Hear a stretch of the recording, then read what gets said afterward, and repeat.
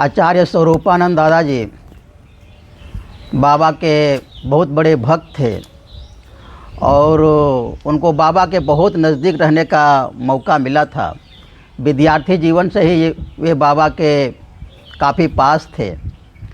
और एक बार आचार्य स्वरूपानंद दादा बता रहे थे कि आचार्य दशरथ दादा को हम लोग सब लोग जानते हैं।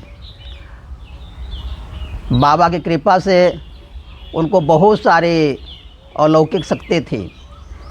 किसी का भूतकाल को देखना, किसी का भविष्यत काल को देखना, किसी के मन में क्या चल रहा है ये सब को जानना, उसके लिए एकदम आसान सी बातें थी।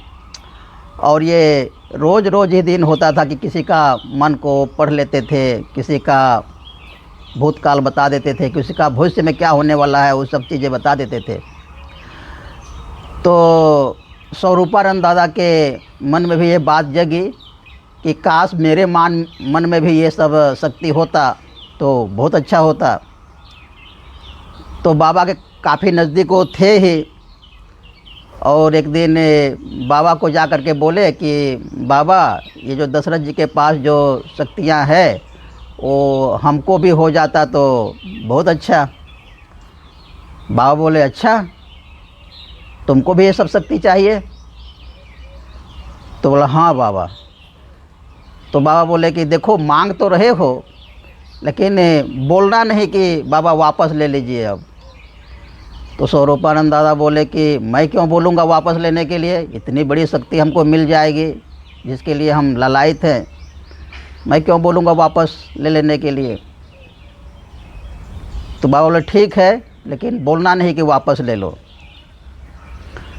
तो उसके कुछ दिन के बाद आचार्य स्वरूपानंद दादा को धीरे धीरे शक्तियाँ आ गई और दूसरों का मन को भी वो जान लेते थे कि क्या विचार उसके मन में चल रहा है, किसी का भविष्य किसी का वर्तमान वो भी जान लेते थे।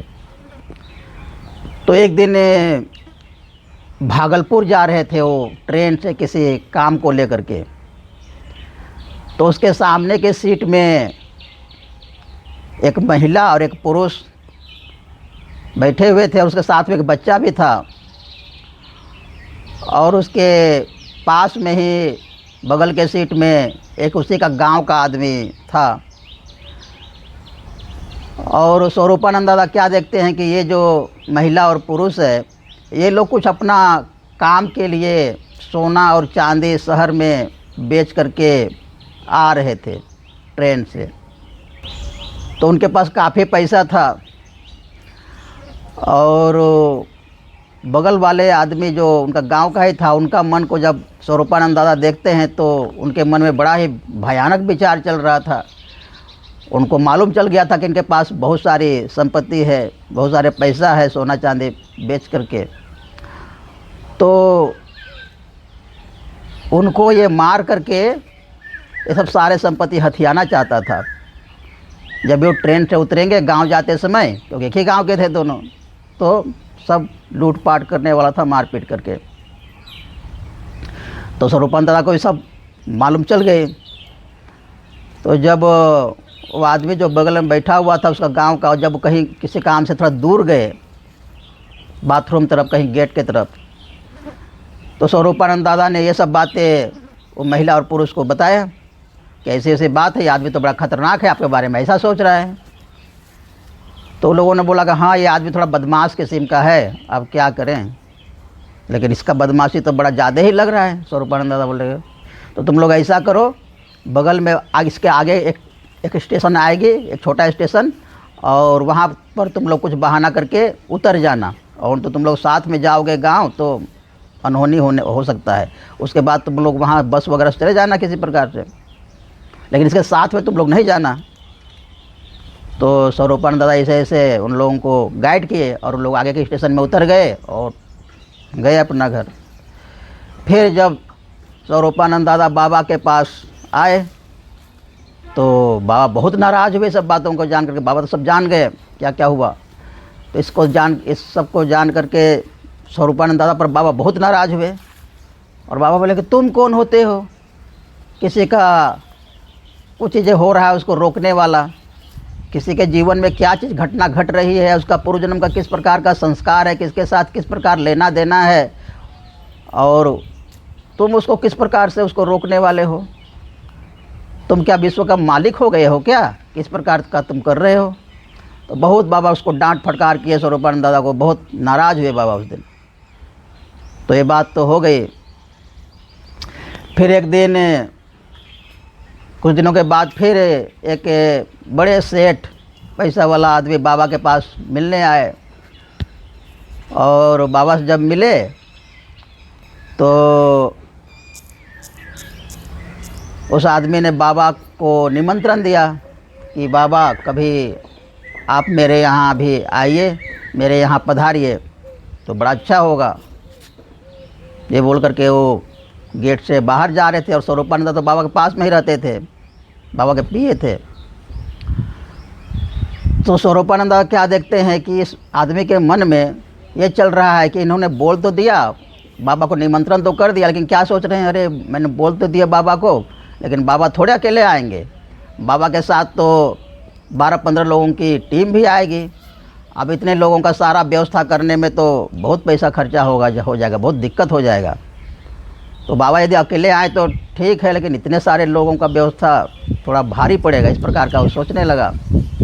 तो स्वरूपानंद दादा को तो सकते थे, उन्होंने जान लिया इस बात को। जब वो आदमी चला गया तो स्वरूपानंद दादा बाबा के पास गए और बाबा को बोले कि बाबा अब इनके पास जाने वाले हैं क्या।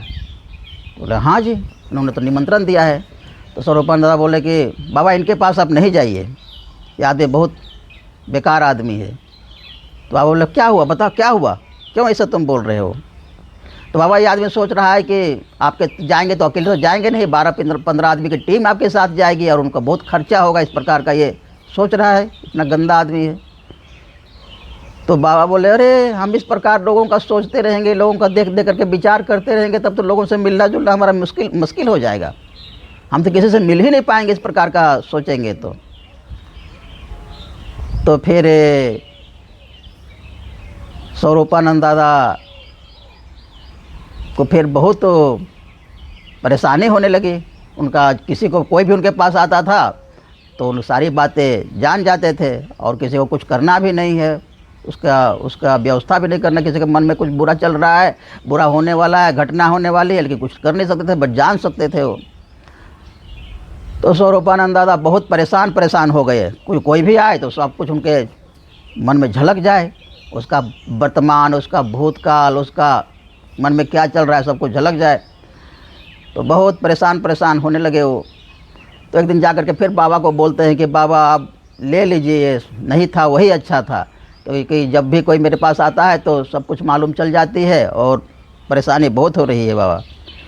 तो मैं तुमको बोला था ना जी, बाबा बोले कि मैं तुमको बोला था ना जी कि तुम बोलना नहीं कि वापस ले लो, वापस ले लीजिए बाबा। तो फिर ये बात होने के बाद धीरे धीरे स्वरूपानंद दादा के से ये सब शक्ति जाते रही।